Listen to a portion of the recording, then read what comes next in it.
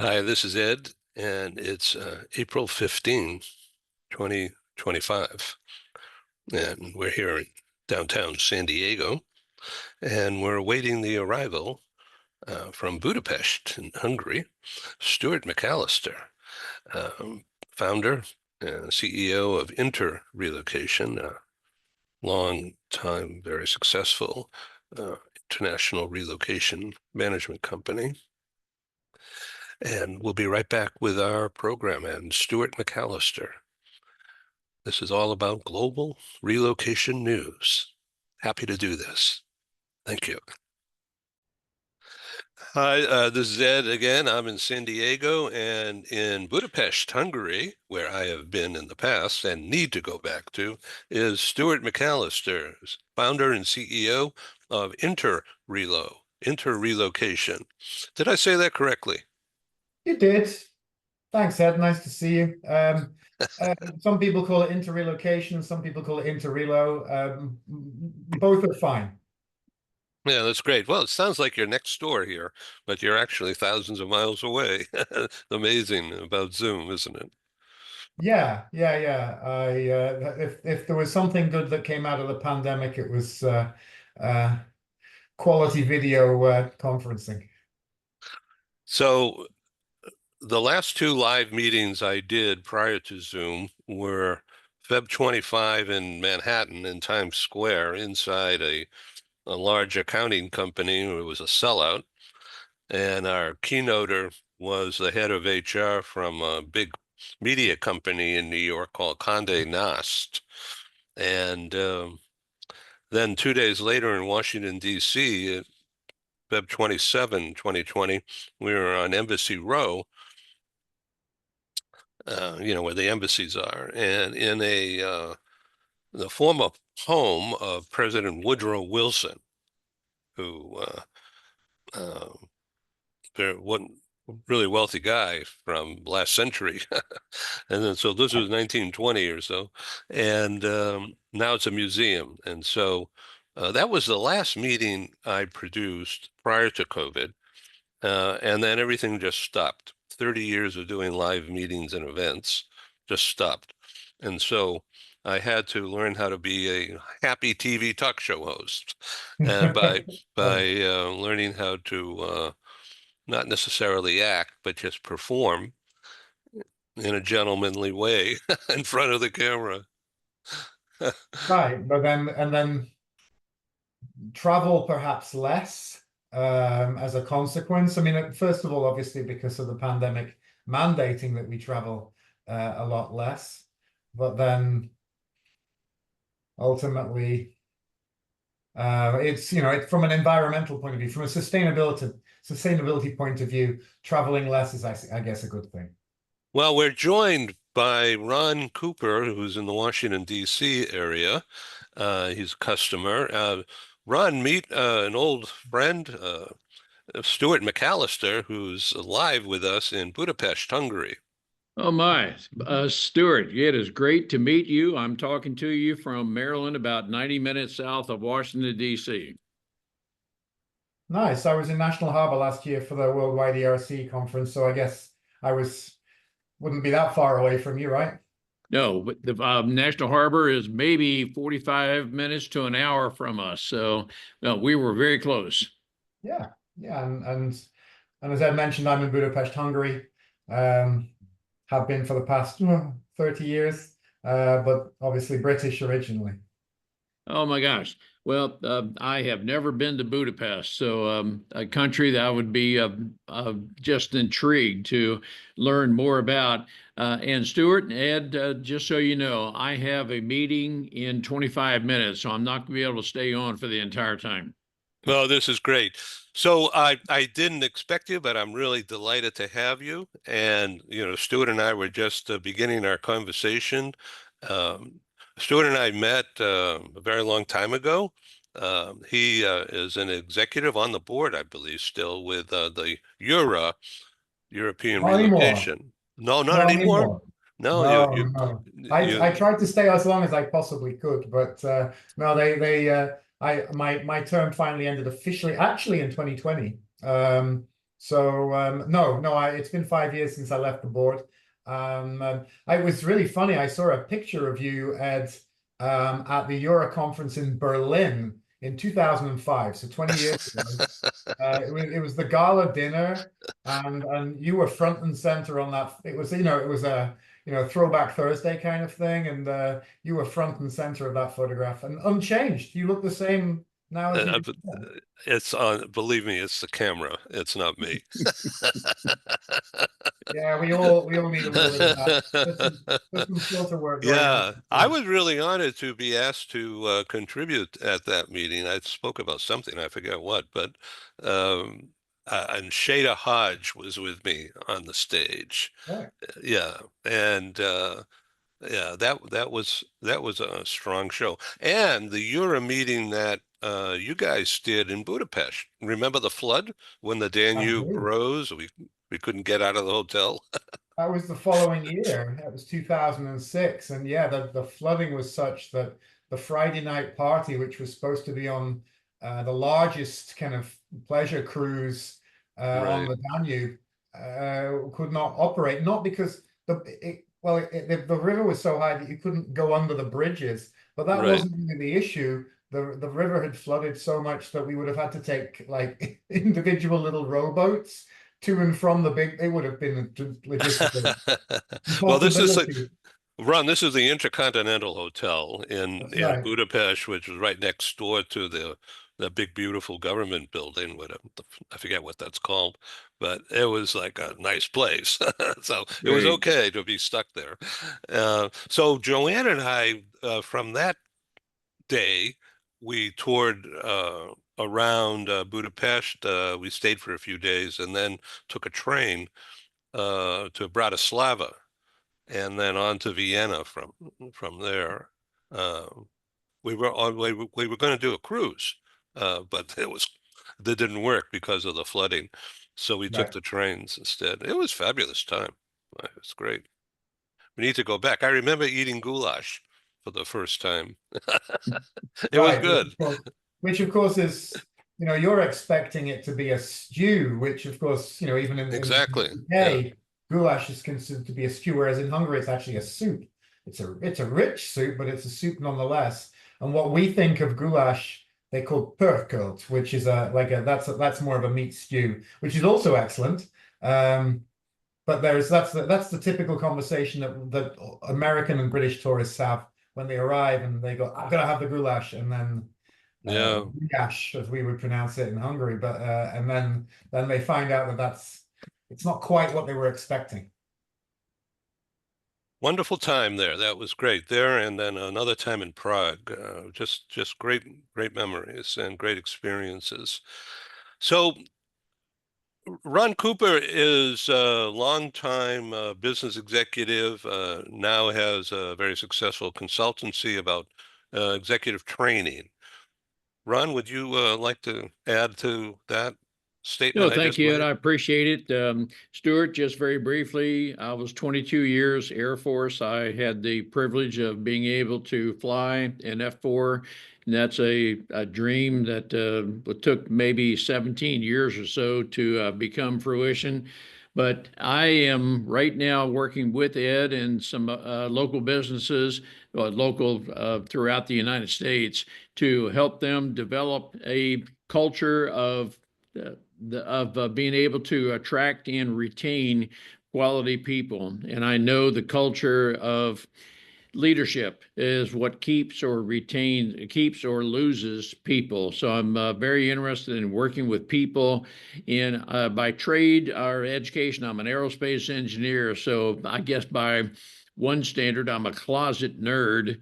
But in spite of being a closet nerd, I'm very interested in people. So that's just a little bit of my background.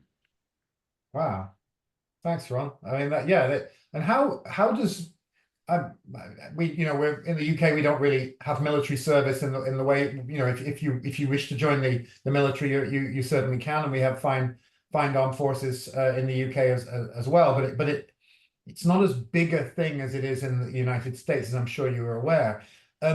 How does a career in the military and aerospace engineering lead you to be a people person? and that was, there's no irony in the question. I'm genuinely. No, and that's a very valid question, Stuart. In some ways, it seems like it's just a major transition that a thought is engineers just deal in numbers and we don't care about people. But no, it's a much longer story, Stuart. It involves my childhood, and words matter. And I have learned from that how we interact with people can be a life-changing event, either positive or negative. And I have always been intrigued with leadership, leaders, and so that involves people naturally. And so a much longer story, but as leadership involves people, and as we can have a very positive impact on people, I know, and a part of my life story is some of us are not living to our designed potential because of, and then there's a whole lot of things that can affect that. And so I know from my life experience, if you're living well below your designed potential, and there's no pretense in what I just said, I just know that some of us in my early life reflects living under the proverbial basket, so to speak.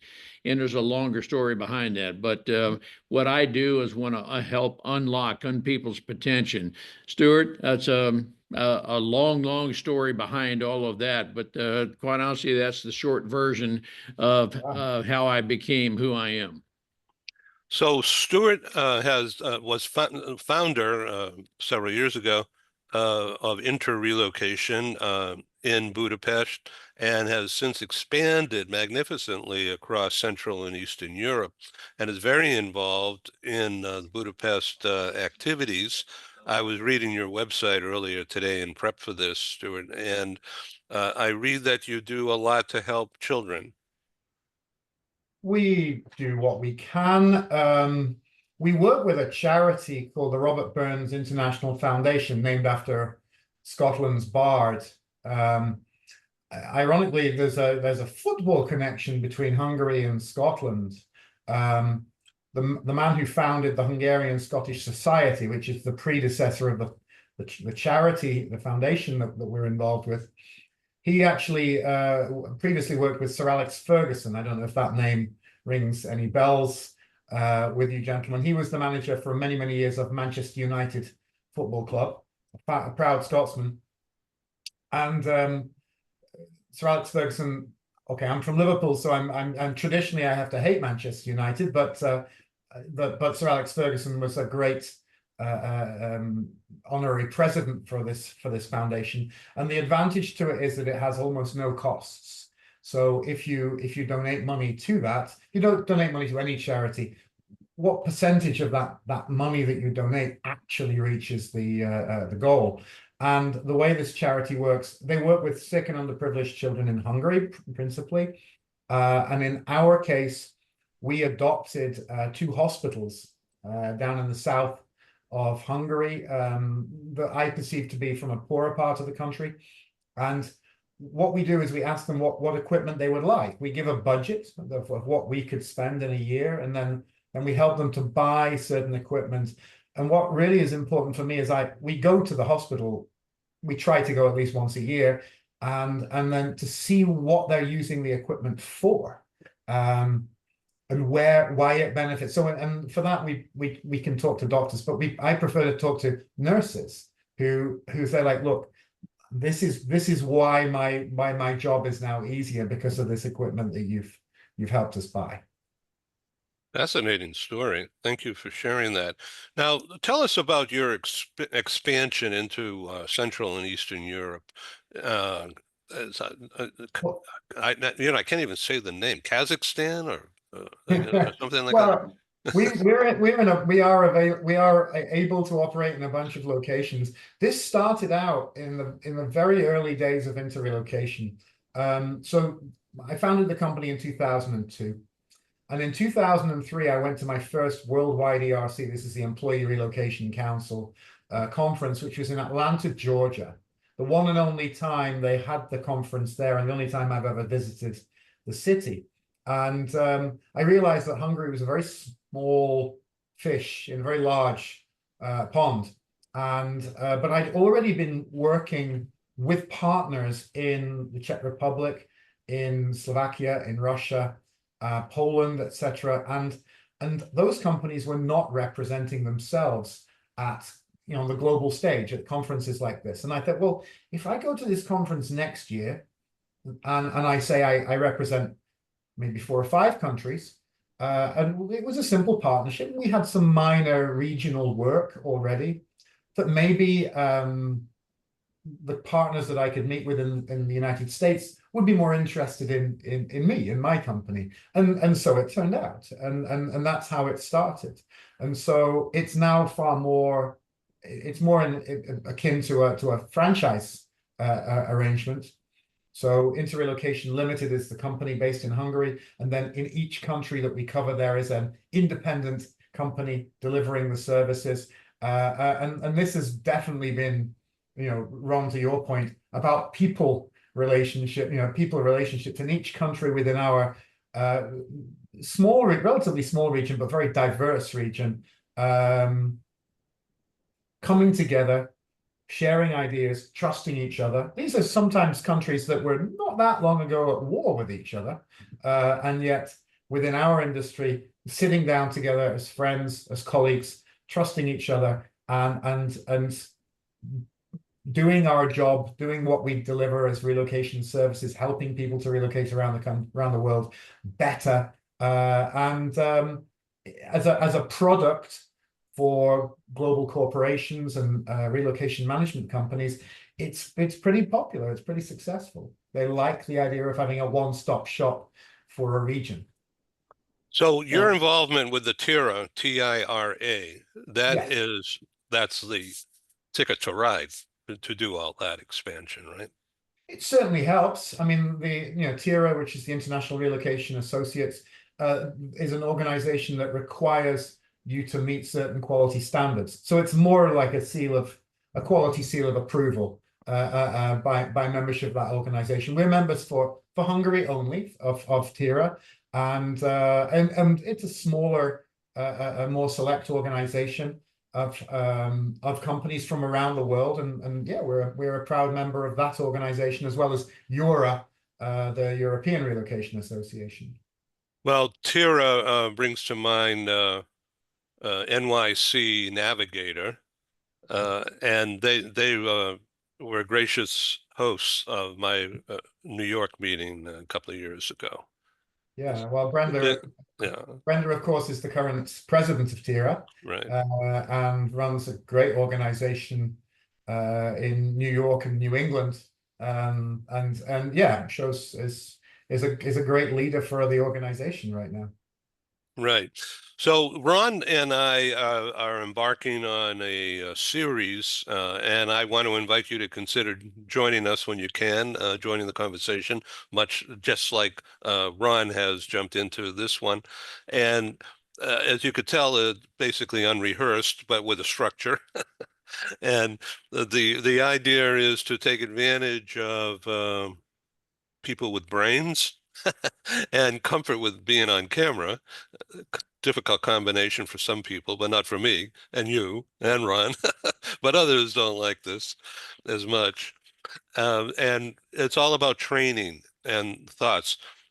And you sent me a really great list of topics, and I can't wait to start this in the next week or 10 days or so.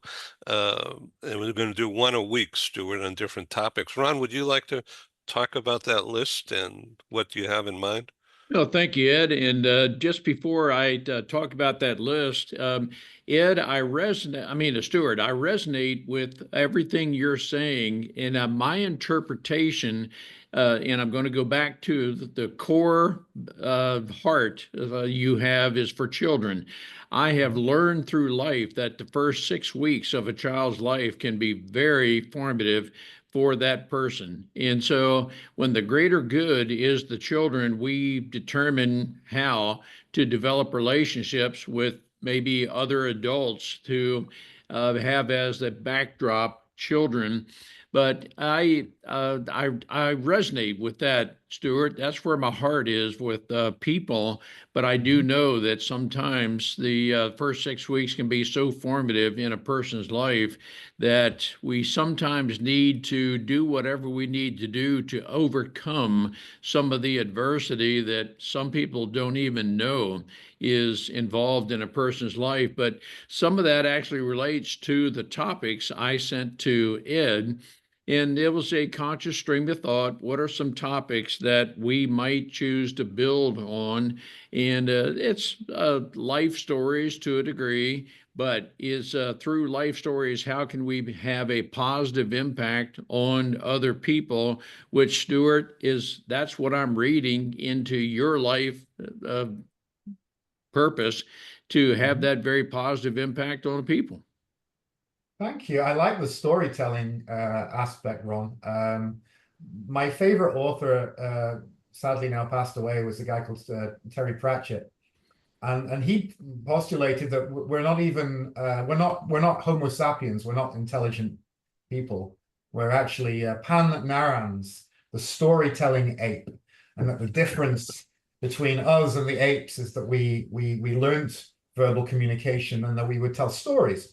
Which would start with, like, well, Granddad's not here because he went out of the cave and then a big animal ate him, and that was a bad thing. So you tell your children to not go out of the cave, and then probably they will survive. And then we develop by storytelling. And I've never really been good with PowerPoint presentations and slides and what have you. I prefer to just share anecdotes and stories, and I think that's how we share our experiences the best. No, I totally agree with that, and I try to. I will sometimes include slides, videos, and so forth. I try to appeal to different learning styles. Some of it's listening or kinesthetic, hands-on. Some of it is visual, some of it is hearing. And so try to appeal to each of those types of learning styles. And I'm regressing only a little bit. Ed, I just happened to see in my email this meeting, and I thought, okay, well, maybe this is a group meeting of 12 people or so. And I want to apologize to you if I'm interrupting what was intended to be a one-on-one meeting. So you know what? Stuart and I didn't even discuss the extent of what we were going to talk about. It was just it was built on just long-term trust and winging it. So here we are, because none of this is rehearsed, I'll tell you. Although I did prep by looking at his LinkedIn page and website, and so I got some tidbits. So very quickly, I know you have like 5 minutes left here, Ron, but Yes. So Stuart, this is the model that Tom Cruise built the movie series upon. This guy right here, sitting in the cockpit with us, leading us actually from behind. But he was up front. His squadron leader, jet fighter, Top Gun stuff. Please tell our audience and Stuart a little bit about that before you need to No, bail out. Some people are aware of Tom Cruise, Top Gun, and some people might think of it as the bravado that's associated with that. But very briefly, my entry into this Top Gun mindset started when I was, I don't know, maybe 5, 6 years old. I was at locally here in the U.S., the Andrews Air Force Base, now known as Joint Base Andrews. I saw an air show. And I think I was there with my high school football coach. I'm not even sure how I got to Andrews, but I was maybe 5, 6 years old. And it became a burning desire of whatever it takes to fly in one of those airplanes. I want to do it. But a part of my life story in the context of words matter in a much longer story, but I thought, okay, I am not capable of learning how to fly an airplane because a much longer story behind that. But through a series of four men, I say a series, it was actually progressive. My grandfather, uncle, high school football coach, and father-in-law, my wife's dad, they each helped me through what I now know to be a very poor mental health disposition I had, and they each helped me create a belief that I can do it. And so what used to be, and I literally, Stuart, I would never be able to talk with you right now if I were now what I was at that very early age. And I overcame a lot of low confidence, inabilities, awkwardness. It's quite honestly, I look on it now as a very poor mental health. And so I can model myself to a degree around the Tom Cruises, the Top Gun attitude that is portrayed in that series. And I can tell you that, yeah, it's a bit of bravado, but maybe I think of it more of as confidence. I can now go into doing different things with a confidence I definitely did not have at an earlier age. But that is a part of the mindset we can develop when you are in the presence of very positive thinking people. And that characterizes the four men of the past and my wife, Marty, now of my current life. Wow, that is really deep and just wonderful story. So we're going to go deeper Yes, in the future. we will take that into other depths, and in the context of stories. I'm the kind of person, I think Ed and I together, wow, we can think of different episodes of and variations of that story just by virtue of something that was mentioned. But I am a self-described now incurably curious person. I don't hesitate to ask questions, but I can tell you, Stuart and Ed, at an earlier age, I thought if you ask questions, that confirms you're stupid. And so, again, a much larger story of what my life used to be, but is not now. So this is my therapy because when I was much younger in high school, early high school, I stuttered and Okay. I got shitty grades because I couldn't get myself to express things properly, and all the cute girls laughed at me. So Well, and I will tell you right there, Ed, you and I share a lot of the same background. And I need to jump off, and I apologize for the abrupt leaving. yeah. But hey, we'll leave this as hopefully in inspiration to follow more. Thank you. Okay. Happy trails. All Bye-bye. right. Thanks, guys. Great to be with you. Have a great day. Thank you. So, Stuart, what's it like to deal with Central Europeans? And audience out there, I also want to convey that because I read it on his website earlier today, that you have been involved somehow in helping Ukrainian people displaced by the war who have emigrated into Hungary. Well, let me answer the second point first. I suffered quite with feeling that I wasn't doing enough when the initial invasion took place. There were, 4 million people just went into Poland alone, and many hundreds of thousands arrived in Hungary, where I'm based, and into Slovakia and Czech Republic. And I spent my time working very, very hard, but obviously at a corporate level, on behalf of our partners and our corporate clients, answering questions about their employees who were initially stuck in Ukraine and were trying to get out of Ukraine. And then later it was actually Russian citizens, where they were closing down multinational companies in Russia and giving the opportunity for their Russian employees to leave the country and continue working for that company in a different country if it were possible. and I felt something of a fraud, because I had friends who dropped everything and were going down and volunteering and making food for refugees as they were arriving, and helping them, collecting clothes and whatever else you could do in a crisis situation like that. Whereas I sat at my desk and my laptop and just coordinated a lot of inquiries for corporate clients, and of course, we were paid for all of that work, and we did, rather well out of it in 2022, 2023. I got over that, and I do feel that we added value, because we helped a significant number of people who were relocating in very, very difficult situations. It was an interesting observation of people getting together, and they're being absolutely committed to, like, let's help as much as we can within this region. Poland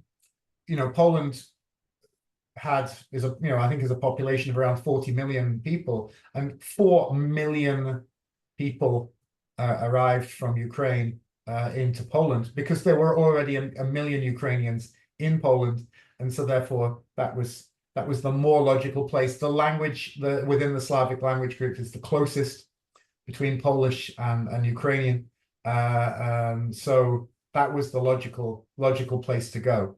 But you can imagine the population of your country growing by 10%.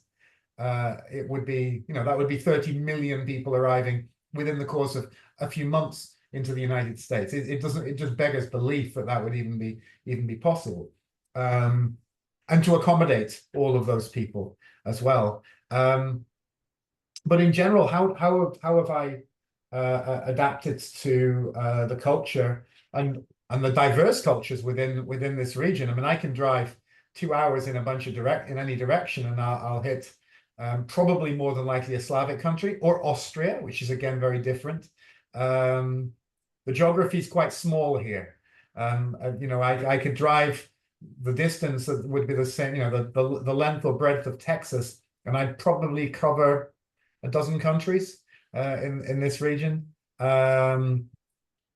I guess I have to focus on Hungarians, because I've worked with Hungarians the most, and Hungarians are really interesting. They're not very good at militaristic management, by meaning you do this because I said so. And I mean that with love. Hungarians need to know why, and they need to agree with your methodology. So the idea of a British management style, or I don't know what other countries this would work, where the boss just goes, "You will do this," and you just do it blindly. That doesn't work in Hungary, and you have to learn that, and you have to adapt, and you have to convince your colleagues why your way of thinking, your way of doing something is the way that we should go with.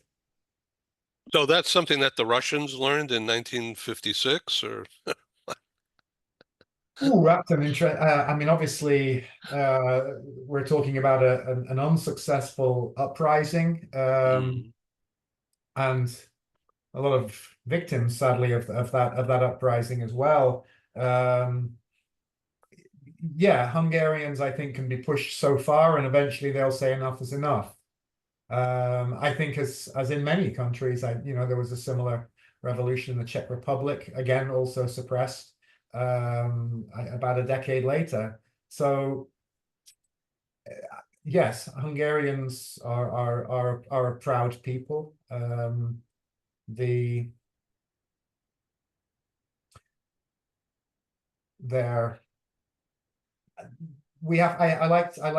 like the differentiation between nationalism and patriotism, and to be patriotic and be proud of being from a certain country is one thing, versus nationalism, where it's like my country's better than your country kind of attitude. When I first arrived in Hungary, I experienced a weird kind of reverse racism, where, as being British, I was perceived somehow as being some kind of VIP, and I was treated very, very well, but in strange, to the point where it became uncomfortable. If you know that everybody was so nice to me, and they were nicer to me than they were to their countrymen. Whenever I came into any kind of contact with a situation, I seemed to get treated better. If it was a medical situation, for example, I was given the VIP treatment without actually paying for it. It's fascinating. I'm learning so much from this show here today. It's really, really cool. Thank you for participating. So what do you think is going to happen, looking through a telescope, in the next couple of years in Central and Eastern Europe? It's just going to be about what it is right now? It's very interesting. There's an increasing level of protectionism in terms of labor markets, which makes not real sense. I think the intention, the perceived concern is that labor comes in from abroad cheaply, and therefore that's artificially holding. And I'm talking about Hungary specifically right now, that it holds Hungarian salaries artificially low, because rather than our big multinationals being forced to increase their salaries to a fair rate, they just hire in labor from a poorer country in another part of the world. I don't subscribe to that particular model. If a global multinational wants to hire somebody, the process can take 4 to 5 months to complete. And you know, anybody who's worked in business knows that we don't have 4 or 5 months to wait. We only do that if I cannot find the suitable labor, but at any price, or at least at a price. It's not just Hungary; it's the whole of the EU. Well, we have free movement throughout the Union and the Euro area. That's a big pool of labor. If I'm willing to wait 4 or 5, is my internet connection okay, Ed? It's in and out, in and out. Right now it's okay, but just for the last minute, it's been in and out. About that. So, you know, the short summary is a multinational that has to wait 5 months for an employee to arrive isn't doing it. They do it because there is another solution. And if you're going to limit the of a multinational labor from other parts of the world, you have to have a solution in place with. Yeah, we're having an issue here hearing you. It's cutting in and out. I really appreciate what you're saying. It's so educational for me, and hopefully for the audience out there. Stuart, thank you very much for being on this program, and I look forward to extending this welcome going forward to you. Hopefully you'll find some time to join not just me, but others who will be on the program. With Ron and I, we do a lot of broadcasting, and I've been able to produce more than 1,000 productions since beginning 5 years ago in 2020, March of 2020. And we have a really large audience. It's mostly business people in business. And Right. our theme, our sub-theme today is, quote unquote, developing international business relationships, and doing it through this kind of idea exchange. I've developed a network, small but very good, in Asia Pacific. They call that now Indo-Pacific rather than APAC. Same area though. And also for LATAM, Latin America, which means Mexico South, and including the Caribbean. And Right.